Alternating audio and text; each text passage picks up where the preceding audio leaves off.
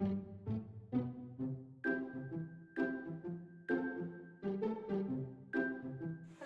mga kumare! Today ay gagawa tayo ng sour cream gamit lang ang dalawang sangkap. Ito yung gagamitin natin. Gagawa tayo ng sour cream gamit ang all-purpose cream at ang lemon. Ngayon, kung wala kayong lemon, ay pwede nyo gamitin yung suka. Kahit anong brand pwede nyo gamitin dyan. So, ang gagawin natin, bubuksan natin itong ating all-purpose cream at ilalagay natin siya sa ating mixing bowl or kahit anong lalagyan na meron kayo.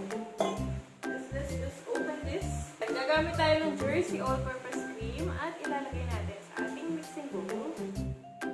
So, ganito lang. Napakadali lang. Hindi mo kailangan ng mga special na ingredients. Yung sour cream pala ay cream na sour. Hindi, yung sour cream ay pwedeng gamitin sa mga pastries, pwede rin dip sa mga chips. Yan yung gagawin natin. Ididip natin ito sa ating mga chips dahil gutom tayo. Gusto natin kumain ng kakaiba.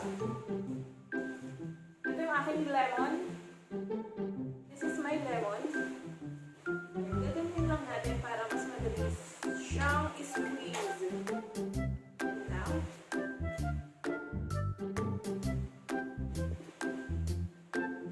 then, hiwain natin siya.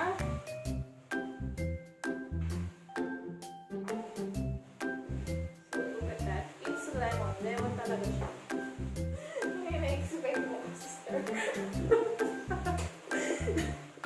Yan. I-squeeze lang natin yung lemon sa ating cream. For nito, ayan na yung ating cream. I-mix lang natin. Let's just mix this.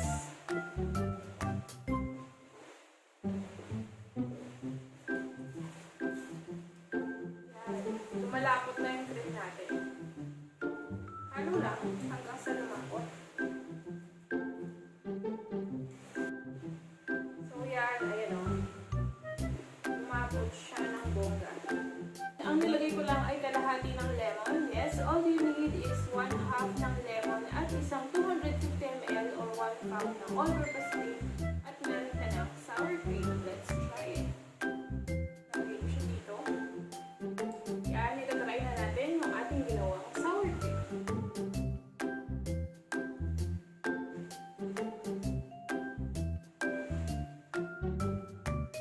Masarap.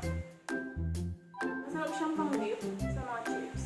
Pero yung ginawa ko before, nilagyan ko siya ng garlic. Mas masarap siya, may aroma, may